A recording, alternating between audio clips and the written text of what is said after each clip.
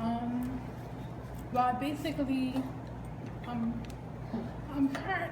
I lost my best friend, and at first I wasn't getting a lot of help from the authorities, and I had to do a lot of paperwork to file to try to get her back, and basically we're just still looking for her. She's still missing. Nobody knows where she is. Nobody knows where they are to try to find them.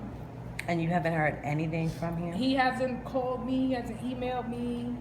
He doesn't answer none of his messages. He doesn't answer none of his emails. Do you think that she's in any danger? I don't know. I don't know what type of state of mind that he's in. So now, how did it get to this? You guys were each in a custody battle in Bermuda and America. Right. So we basically decided to settle out of court, but court ordered from Bermuda, and he basically got interim access, which he had visitation for her for 2 weeks. So he basically came here. He was supposed to have a return ticket for her, and I think that the return ticket was basically a false document, because it was never never had a seat number or anything like that. So he's basically granted interim access. His lawyer told me to bring the baby to the law office, and basically that was it.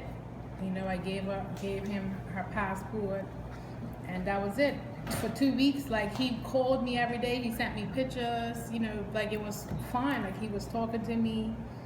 And then the last day, when I went to go pick her up, I actually flew out. Even the day of, I was talking to him, and I was like, okay, what's the hotel? Where's the hotel that I'm supposed to be staying? He never answered me. So I got in New York, and for 8 hours, he didn't answer his phone. He didn't answer no messages.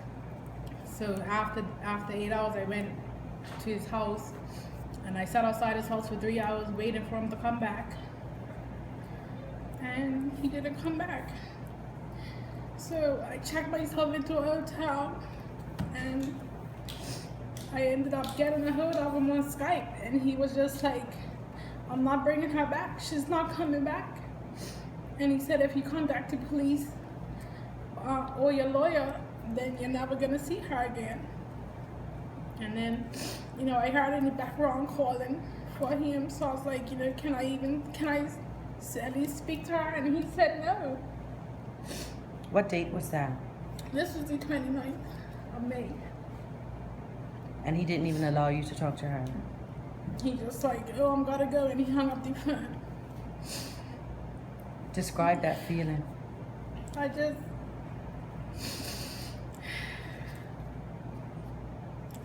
don't know, I just was empty. I didn't even want to live. I didn't know how I was gonna get her back, or if he was joking, or if it was serious, or... And have you had any leads? Do you even have an idea of where you think he may be? We think he might be in Jamaica. I'm not sure. He could possibly be in Canada.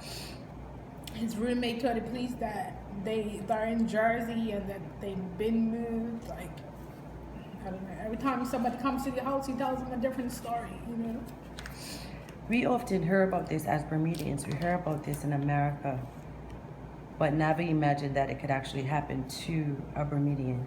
Mm-hmm. Do you have hope that you're going to find her? I do. I feel that once they start doing a job, that they'll probably, get further than I would trying to find her myself, I guess. How do you go on dealing with this every day? Well, I just try to keep busy. I have another child that I'm, caring for, so I can't just give up, And I have a lot of people praying for me, and supporting me, sending me messages every day. So, just by any chance, if he should see this interview, what would you say to him? I just say that I don't deserve this. No mother deserves to have that child ripped from them like this. Not even to be able to talk to her. I don't even know if she's okay. I don't even know, anything. like, you know, my last conversations with my daughter, she was like, you know, mommy, come pick me up. And that was when she was in New York. Yeah, she's like, do you know how to get here? You know, make sure you catch the plane and then the train and then the bus and come get me. Like, she wanted me to come pick her up.